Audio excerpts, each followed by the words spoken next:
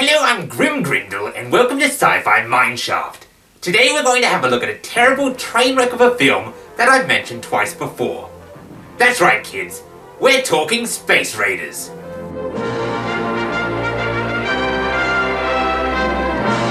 This is one of the worst films I've ever had the misfortune of having to watch. It is one of those 80s sci-fi films that was rushed out in a quick attempt to ride the space opera popularity wave that was created by the cinematic cannonball that was the Star Wars franchise. However, far from being a cannonball itself, Space Raiders amounted to nothing more than a very painful belly flop. Hang on, belly flops actually create pretty big splashes. That's not a very good metaphor. Well, just pretend the quality of that metaphor is itself a metaphor for the film, which is bad quality, like the metaphor. Moving on! So the film starts out, and we're introduced to the main characters as they viciously slaughter a bunch of innocent factory workers. We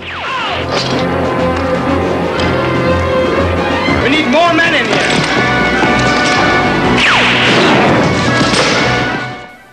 The film is clearly trying to establish its main characters as a sort of lovable rogue stereotype in answer to the Star Wars rebels. However, as they make no attempt to actually establish the company, this film's answer to the Empire, as any sort of evil, instead the main character's slaughter of the innocent factory workers appears as exactly that. For instance, if we are to compare the opening scene from Star Wars Episode 4 against the opening scene of Space Raiders, we can easily see exactly why the attempted portrayal of the main characters in Space Raiders as good guys fails so very miserably. Firstly, the opening crawl. It tells us indisputably that the Galactic Empire is evil, and that Princess Leia and the rebels are fighting for freedom. And then the very following scene, following the opening crawl, has the rebels in a much smaller spaceship and much smaller numbers getting its butt kicked by the much larger Imperial ship and Imperial forces. Now, admittedly, an opening crawl explaining exactly the situation and background of the film kind of lacks a lot of subtlety, and I think these days only Star Wars would ever get away with it, with any other film attempting to do it ironically being accused of ripping off Star Wars, ironic considering Star Wars didn't exactly invent it. But the fact remains that before they showed the Empire and the Rebellion clashing for the first time, they told us exactly who was right and who was wrong. And our rooting for the Rebellion is helped along by the fact that they're clearly the underdogs. We love a good battle against oppression, and it's clear that the Empire has all the cards in this conflict. Now let's compare this to the opening scene in Space Raiders. Far from having an opening crawl telling us that this factory about to get shot up by our main characters is evil, instead we're told that they're the biggest shipping company in the galaxy. And further, the radio talks about planning a company picnic and telling them to bring their families. The company picnic will be held, as you know, on the 23rd, and we have found a plan at this time where it does not rain. This is a family event. Everybody will have a wonderful afternoon. How evil is that? Rather than defending against an oppressive attack, they are the oppressors, running into the factory and shooting the security guards mercilessly. At this point, we've been given absolutely no evidence in the film that the company being attacked is any way evil. Instead, we've seen a bunch of innocent factory workers going about their business, doing their job, and planning a company family picnic get slaughtered by our main characters. All the while, heroic music is being played, and I'm pretty certain we're supposed to be warming up to our main characters as heroes. The filmmakers seem to have this naive belief that simply showing the main characters first will make us all accept them as good guys. However, as they fail to show the bad characters to be bad, instead of them coming off as lovable rogues, they come off as vicious terrorists. If we were to contrast this film with a much better film, for instance, The Dark Knight, almost this exact scene of a daring robbery is used to establish the Joker as a villain, and he in that scene actually slaughters less innocent people than our main characters do in the opening scene of Space Raiders. Our heroes are literally worse than the Joker. And I'm not saying you can't show your characters being less than heroic. I mean, one of my favourite sci-fi films of all time, Serenity, starts out by showing their main characters doing a heist, and that's fine, but there's a major difference there. You see, in Serenity, not unlike Star Wars Episode 4, they actually preclude the heist scene by showing us who the bad guys are and how much worse they are than our main characters. And on top of that, rather than slaughtering innocent people, they actually actively avoid a firefight. There are many ways they could have shown the main characters doing a heist in Space Raiders without making them appear to be a bag of dicks. However, they failed to do any of these things, and perhaps instead chose to do the worst possible thing ever and humanize the enemies by telling us about their families before we were shown them being knocked over. If we were not given that piece of information, we probably would have just assumed that they deserved it, but instead we're left wondering what a civilian target did to receive such a harsh treatment. And this is a question that we're not given answers to throughout the film. The only way Space Raiders could recover from this is either by flat out having their main characters as villains, which would have been cool, or by having it as a redemption story. However, they failed to do either of these things. Instead, the characters are constantly portrayed as heroic despite making no attempts to establish them as such, and rather than redeeming themselves, they remain morally static throughout the entire film. But whatever. Let's move on to the next terrible thing. The kid. Most kids, in general, are terrible. And if you're a parent watching this and you're saying, "Hang on, Grim, I have a kid, my kid's not terrible," well, you are of course correct. I'm talking about everyone else's kids. I'm sure your kid's not a disgusting, sticky mess. But most kids are, and especially in film. And that is no more truer than in the case for Space Raiders. The kid in Space Raiders literally exists only so he can do stupid things that will progress the plot because the kid did it because he's a stupid kid.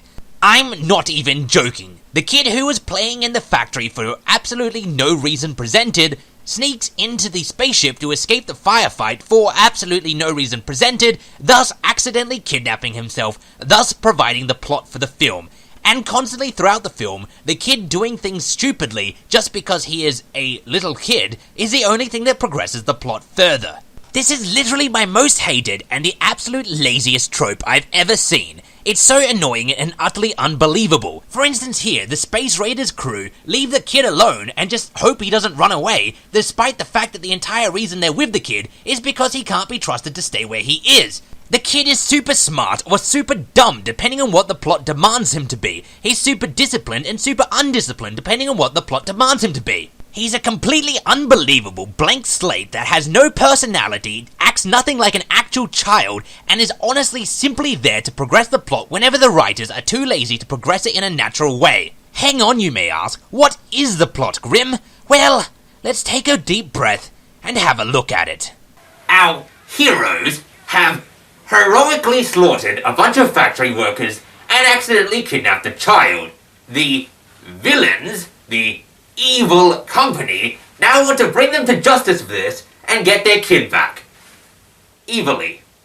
This is where they could have introduced some sort of redemption storyline to make the characters more interesting and likable, or at least give them some sort of character arc, as opposed to having the characters have absolutely no development throughout the entire film and having them remain morally static.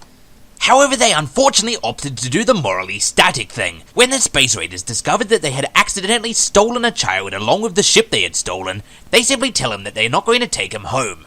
Their decision to do this only ends up changing when something on the ship they're trying to escape in breaks, and only the kid can fit into a dangerously small space and try to fix it. They tell him that if they fix the ship, thereby saving their skins, they'll take him home. They only make this commitment and stand by it, not because they realize it's the right thing to do, but instead because they believe it's important to keep their word. No doubt the filmmakers intended this to give off the vibe that the Space Raiders were some sort of lovable rogue group who stuck closely to a code of honor that lauded the ability to keep your promise and your word. However, it failed to do this, and instead gives off the vibe that they are in fact a group of people that killed a bunch of innocent factory workers, kidnapped a child, and only cared about getting him home if he risked his own life to save their skins.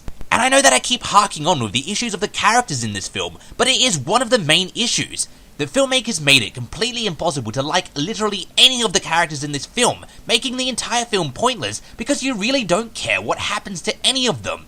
My complete lack of concern for any of the unlikable characters removed any impact from any scene. For instance here, the Space Raiders are trying to escape from their heist. They're shooting down the ships that are sent to pursue them, but I couldn't care less if they succeed in their escape or not. You haven't been introduced to any of the characters chasing them, so you don't care about them, and the only thing you know about the main characters is about how unlikable they are, so really you have no investment in this film at all. After the good guys have finished killing those people, they escape to their equivalent of the rebel base. The rebel base is full of prostitutes, murderers, kidnappers, and all sorts of other ne'er-do-wells, which continues to raise the question of why are we supposed to accept these guys as the good guys. But once again, the place is treated as a heroic and noble outpost standing against the oppression that is the company without being given any reason to believe it as such. It's the only place in the galaxy where people like us know the company's not going to be shooting at us. Well, perhaps if you stopped shooting up factories, you wouldn't have to be worried about getting shot at. And the main person in charge of this entire operation is this creepy looking alien dude here, who makes vague and unsettling threats towards the kid. Such an appealing little boy. Get him off my station! Also, we're told that he's a long-term friend of the main character Hawk, Ariadne, we've been friends for a long time. which once more makes us wonder why we're supposed to care about these main characters who are friends with child murderers and live in a cesspool of villainy. The entire plot progression with this evil guy is just utterly bizarre. He first demands that the kid leave the station immediately, and then he asks the Space Raiders to do a job for him, but only under the provision that the kid stays there. There is one more thing. The boy stays. The kid is then kidnapped by these two wet bandit types. This film actually came out before Home Alone, so props for that, but it would have been nice if they actually made it funny like it is in Home Alone. But I digress. The kid is then kidnapped. The ship that the kidnappers are in blows up, so the kid is assumed dead. Our heroes agree to do the mission regardless, and yet the alien dude sends a hit squad after them for reasons unexplained. While on the way to do the mission, the Space Raiders find the kid's escape pod and rescue him. They then go through with the mission that they've agreed to do for the alien guy, and while they're doing this, attempt to return the kid home, but the hit squad kills the strong token female character and brings the kid back to the base. If he wants the kid so badly, why was he so intent on him leaving earlier? It's a complete flip-flop, and it goes completely undressed and unexplained. In fact, further than that, the girl even remarks that she expected this. Damn it, I knew this was gonna happen. What is it? Sorry, Otten. He sent his fighters after us. Why would she expect this? He thought the kid was dead because the ship he was in blew up. And further than that, it doesn't make any sense at all to send a hit squad after a group of people that are doing a job for you. Not only is it unexpected, it makes literally no goddamn sense. Whatever. Let's move on to the next terrible thing. So the remainder of the crew return home drinking to the success of their mission, and then the cravat-wearing alien who is a psychic senses that the kid is still on the station. Oh yeah, I forgot to mention one of the aliens wears a purple cravat and is psychic because it helps with plot progression, I guess. So the enemy ship arrives, which looks like Tantive 4 mated with a Star Destroyer and is supposed to be this film's answer to the Death Star. However, we are told that it only fires defensively, so it's not really that frightening to anyone that's not a criminal. So basically the main characters are screwed. And with the arrival of the enemy ship, of course lots of fighting ensues. So then pretty much every character in the entire film dies except for Hawk and the kid, most of which dying in crazy over-the-top ways, and it's really difficult to care about any of them because the entire space station was full of evil pricks, so who really cares if they're dead? And then Hawk and the kid blow up the evil robotic spaceship in a completely ludicrous way. So that's great. And I do mean in a ridiculous way. Hawk literally tells the kid, who has only had some experience shooting rocks, to get a shot inside their defenses, and so he does, despite having only been taught how to shoot that very day, and despite the fact that the entire Rebel Armada had failed to do just that. And yes, I know Luke and Anakin both pulled a similar trick, and I didn't complain about that. But the difference is, both Luke and Anakin are established as being literally space wizards with supernatural powers, while this kid is just a snot-nosed little brat who has spent the entire movie cocking up. It makes no sense for him to be successful in doing that winning shot. Moving on from the ridiculously bad plot of Space Raiders, the dialogue in the film also ranges from terrible to unforgivable. I'm not going to upload every instance of terrible dialogue, because that would be the entire film, which is illegal, but I will show some of the best examples. First up, we have this guy's hatred of asteroids. Goddamn rocks. I hate rocks. Goddamn rocks. And second up, we have Hawk's amazing philosophical insight into rings. Did you buy those rings on all different planets? Oh, you can't buy rings. Rings have to come to you. You either find them or steal them, or somebody's got to give them to you, but you can't buy them. Of course you can buy rings! People do it all the time! The only reason you haven't had to, Hawk, is because you're a thieving bastard! Also, the kid laments to us that there are no trees on his planet, but in the final scene when he is returned home to his planet, you can clearly see a tree in the background! I was going to say that a minor positive in Space Raiders was the space battles. But even that can't be credited to Space Raiders because it turns out that they stole the footage from an earlier film. On top of that, their spaceship looks rather distractingly like a slug with breasts, which really takes out a lot of the seriousness from the battle scenes, because I'm immature, and breasts are funny.